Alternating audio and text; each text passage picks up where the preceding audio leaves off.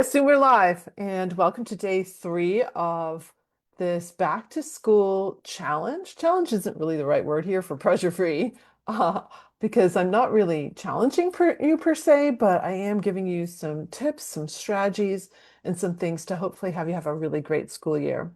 Tonight's topic concerns panic attacks, ADHD, general anxiety. Um, that's what we're going to hit on tonight because it's been really interesting to me how many times I'm in a conversation with somebody and they'll ask me, does this help with panic attacks? Does this help? My child has ADHD. Would this help them? Um, I've worked with people who've been really locked in chronic anxiety for months or even years. And it's really been what I would consider miraculous to watch what happens when those people can learn to interrupt the stress response and free themselves. And the first thing I want to share about that in particular, but it also spreads to all these other things too, is the stress response and what happens in the stress response. The symptoms of the releases of these hormones in the stress cycle can cause you to feel a lot of things. And it's really fascinating to me to see how different people have different symptoms show up.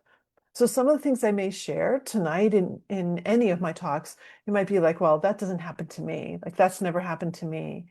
But there might be somebody in your family or someone that you work with that it does happen to, and you may see that. I think we hold a lot of judgment around stress.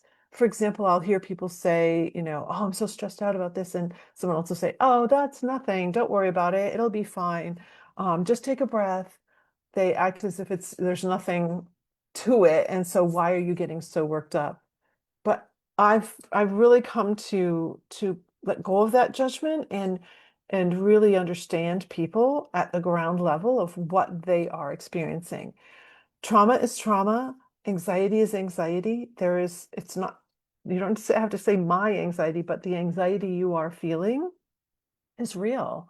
And so, how can we mitigate that? How can we soften it? At least soften it, if not actually eliminate it. That's what we do here at Pressure Free. So, these floods of hormones, there's two different floods. I'm going to call them the adrenaline stage and the glucocorticoid stage. Hear a lot about cortisol today.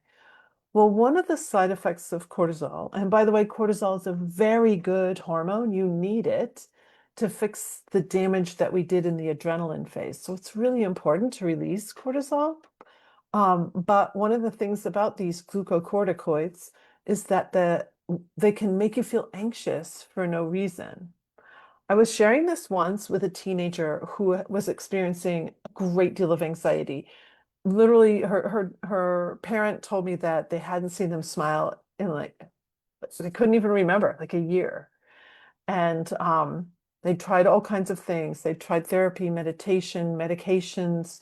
They did yoga together. They exercised. Like they tried all of these therapies. Yet this teenager was still experiencing a lot of anxiety. When I shared what I just shared here, that second flood can make you feel anxious for no reason, it was like a light bulb went on in them. And they said, so Elle, you're telling me if I don't release the first flood of hormones, then the second flood won't go out? I'm like, yes, that is it.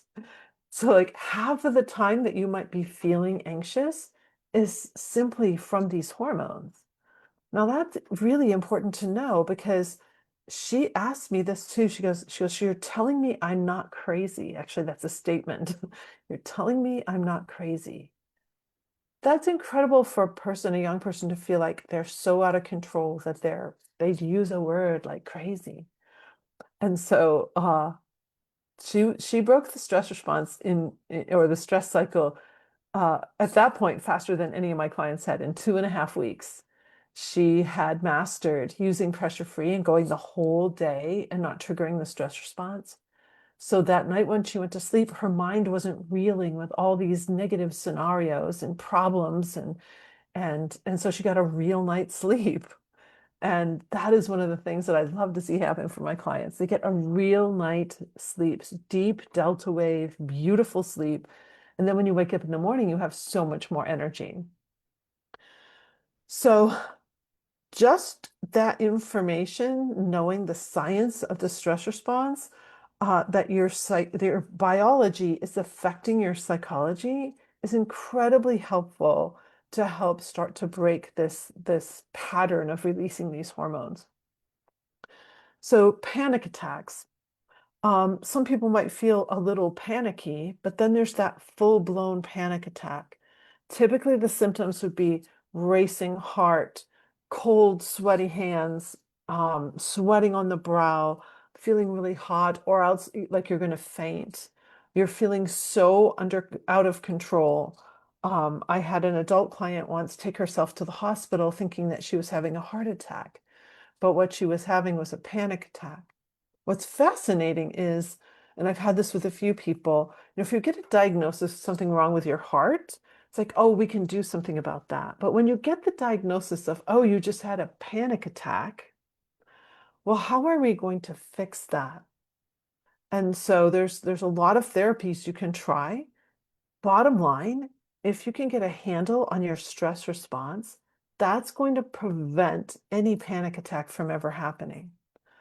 What I see happens to a lot of people, though, is once you have that first panic attack, it becomes a habit. It becomes something habitualized because it's like you've lost the resiliency to break the stress cycle, which is why it can be something that's just so um, it happens a lot. I'm thinking of a client right now that her parents had no idea that she was having like 3, 4 panic attacks a month. They just thought it was like occasionally, but no, it was actually 3 or 4 times a month.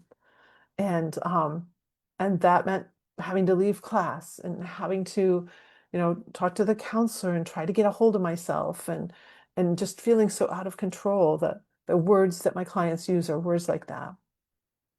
So that's panic attacks. Again, you might feel it in a lot of different ways.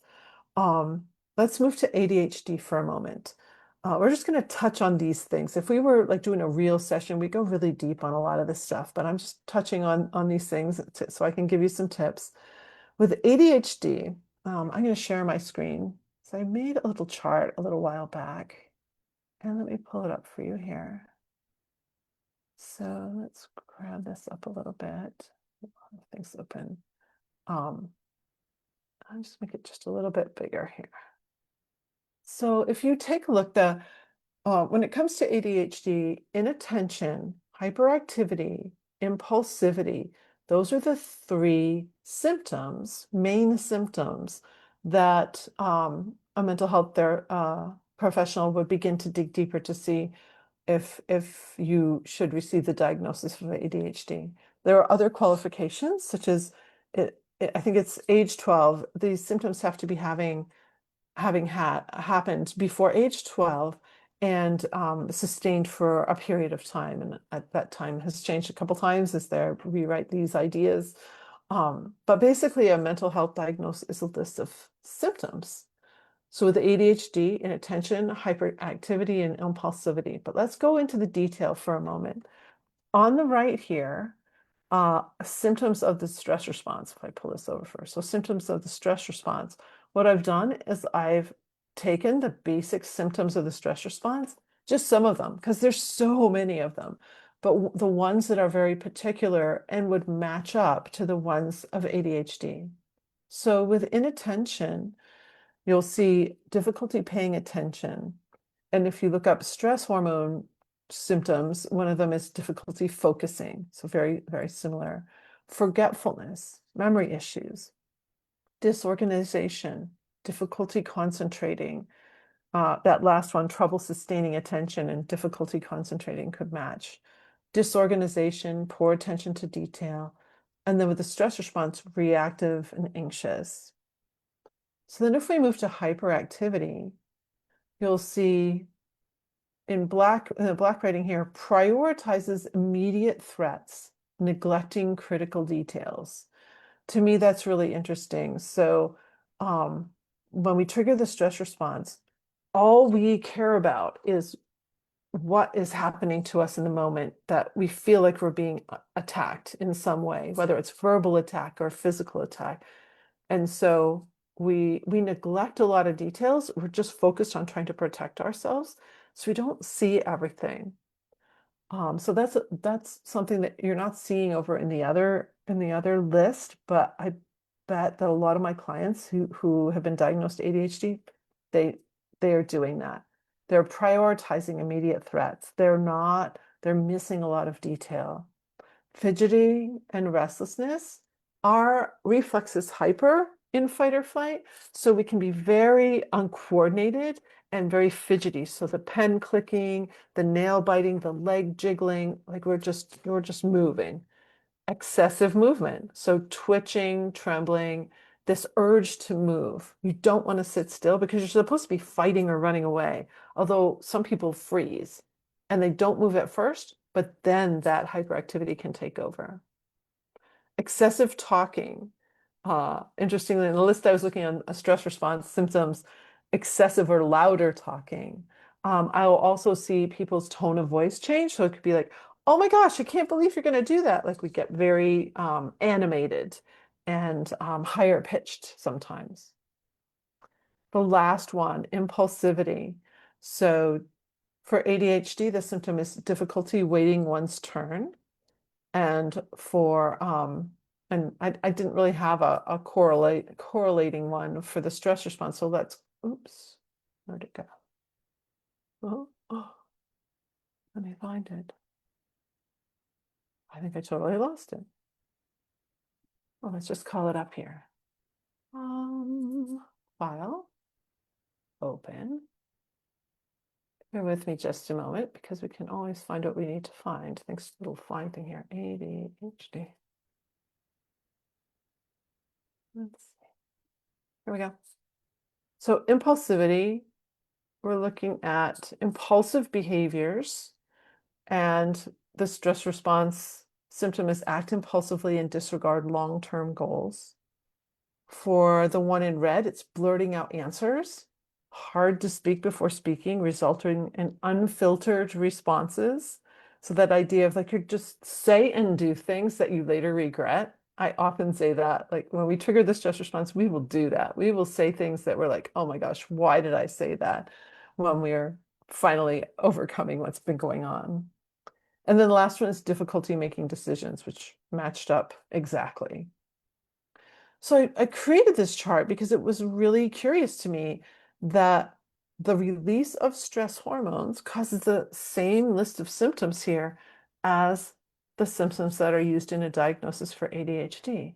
So what does that really mean? Like what's at the root cause of those symptoms presenting themselves in us? Bottom line, the stress response. So even if you haven't received a diagnosis, if you trigger the stress response, you may, because everyone's a little different in what symptoms present, but you may have many of those symptoms. I've wanted to do this with my pen and I've jiggled my leg. I jiggled my leg a lot when I was little. I'm sure I was triggered a lot. And so I was always like jiggling my leg up and down. Some people bite, they're like clenching and biting and they want to bite on something. Some people squeeze their fingernails into their palms, almost create a little, hurt there, a little pain. So we have all these little things that we do.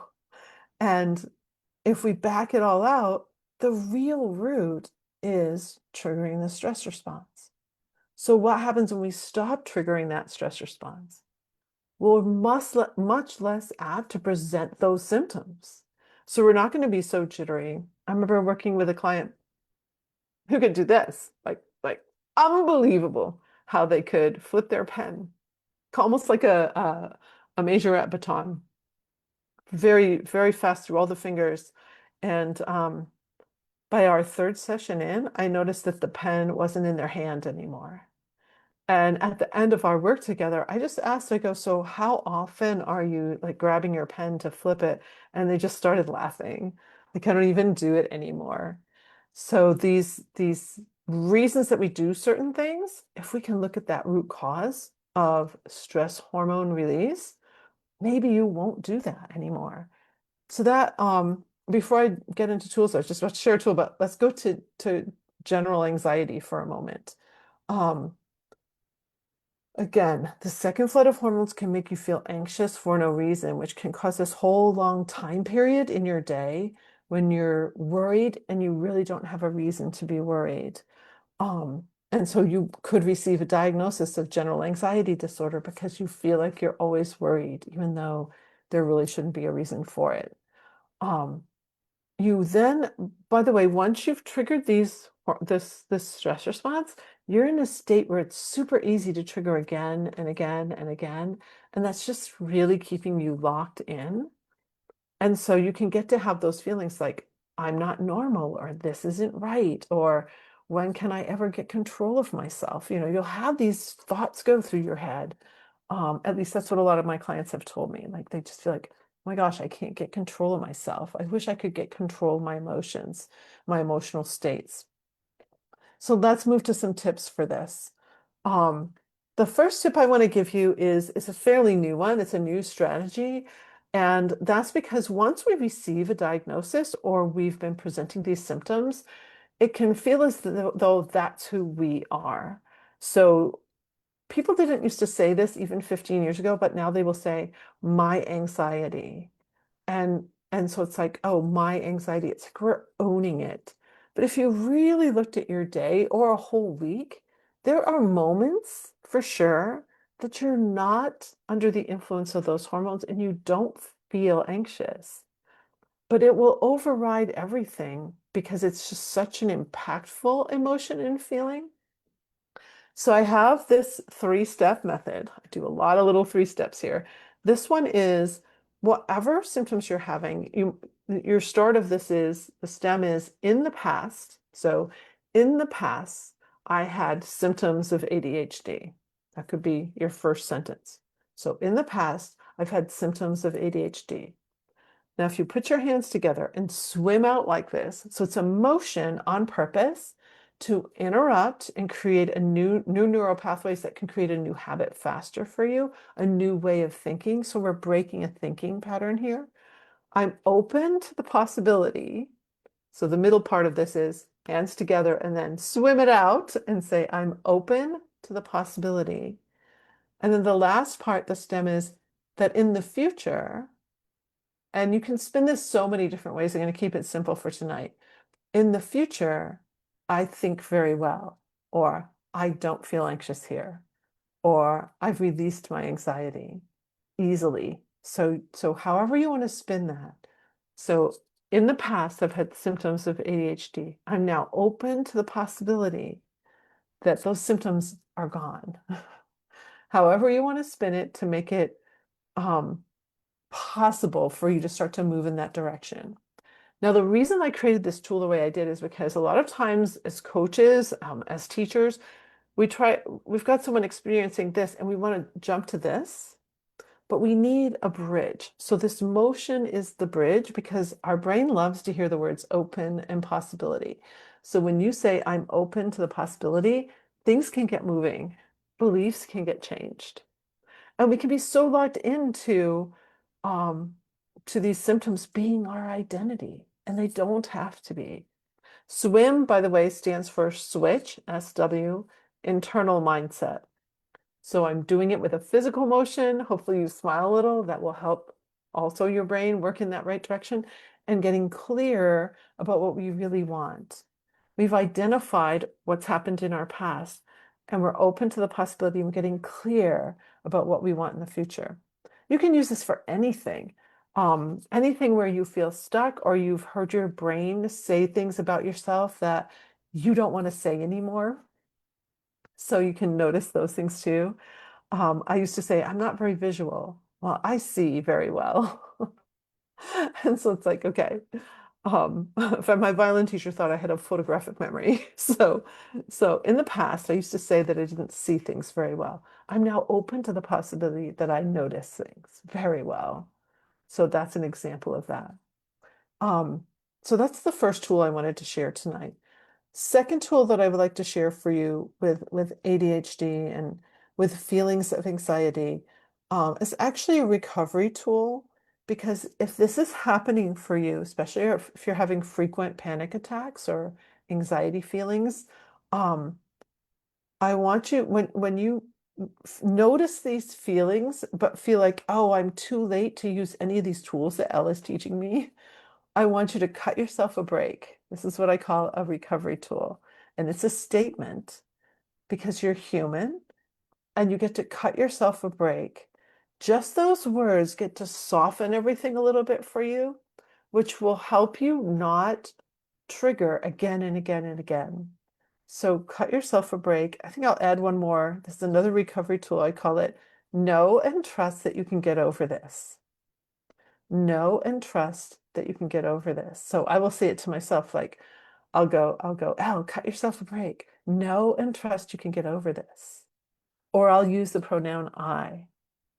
And that's the next thing I want to move into, but I just want to make sure that that you've got that. This idea of, okay, cut yourself a break. Know and trust I can get over this. And notice I'm nodding my head in agreement. So it's fascinating to watch people share stories about themselves, talk about themselves, share details. You'll notice people will get tight in their face when things are either sharing something that's really tough or having difficulty with things, and the face will broaden where they're getting excited about things or like, look what's happening here, or they're celebrating. Um, I also learned my first mentor here in Michigan is an amazing man. We're still dear friends, and I try to meet once or twice, once every once or 2 months. Anyway, when we were first working together, this is what I said, and this is how I said it. I go, I'm going to make this really amazing business happen. I'm going to help so many people. And he looked at me and he goes, no, you're not. And I said, what? And he goes, when you're telling me that, you're shaking your head no. It's like you're taking yourself out before you even start. And so nodding and affirmation, when you really want something to change, if you're tired of having panic attacks, if you're tired of the symptoms of anxiety, the symptoms of ADHD, like I want you to nod in affirmation and be like, I've got this. Like I know that I can make some changes here. Maybe it's going to be small at first, but once you start to gain traction, it's like that hockey stick of a graph. And where are you going to be 2 months from now, 3 months now? If you don't do anything different, where are you going to be? Sometimes we don't talk about, what is the cost of all of these anxious feelings? What is the cost to you on the very cellular level, but even just in your life and what's happening for you? Are you missing out on things because there's just so much anxiety that you feel stuck and can't do things? Are you missing promotions at work if you work? What is happening? Like what's really going on? And what is the cost of that? And what's possible when you start to become free of it? So all of the sessions I've done so far, I'm really focusing on kind of the bookends of your day, like first thing in the morning and just as you're going to bed.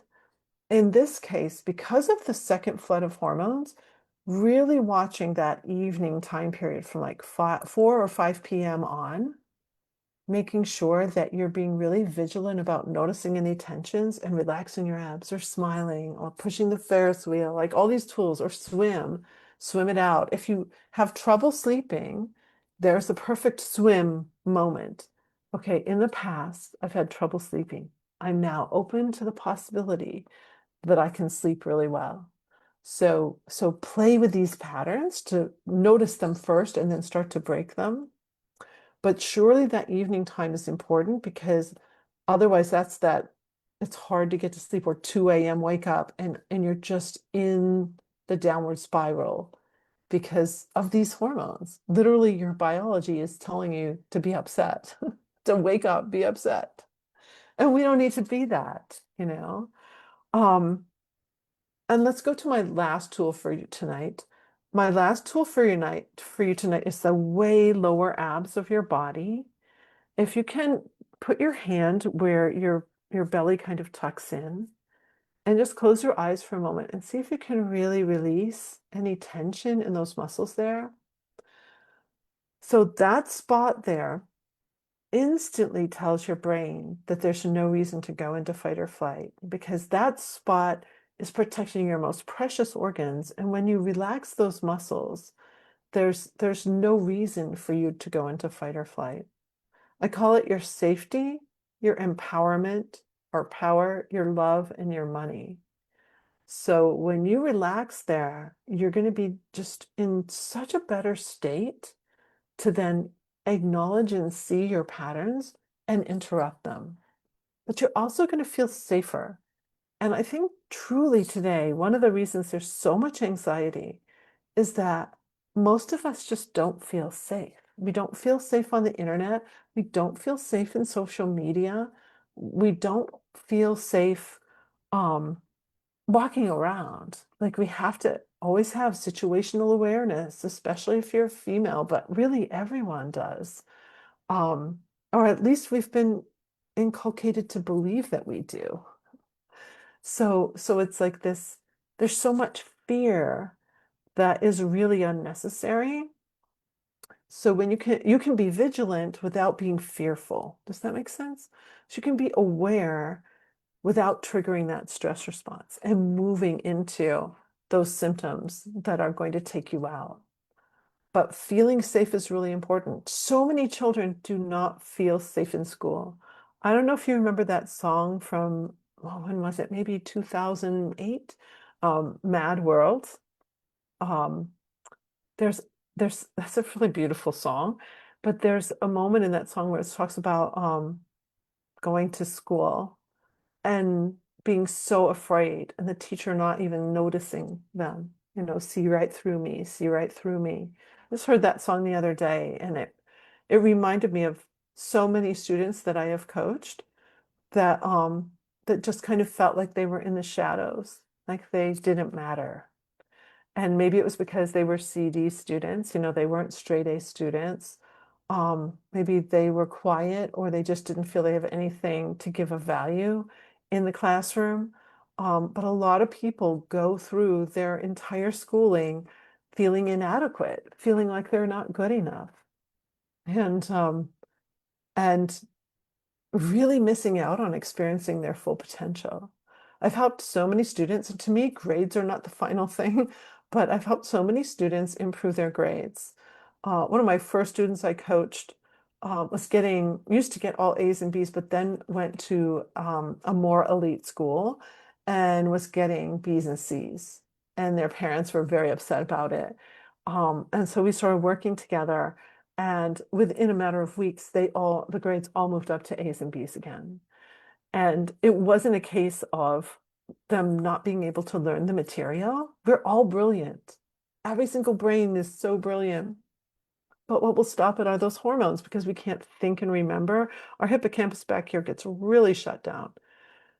So you can't even hear what the teacher is saying and you can't lodge the memory. And then you can't, you study so hard, but you're reading. And do you ever read and it's just, you don't even remember it 5 seconds later?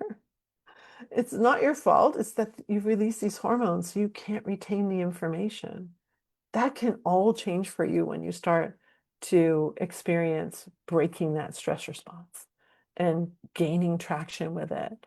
Um, and so grades are one reflection. I often joke with my own kids and with my students that I coach, if you're getting straight A's, you need to go to a harder school. What are you learning?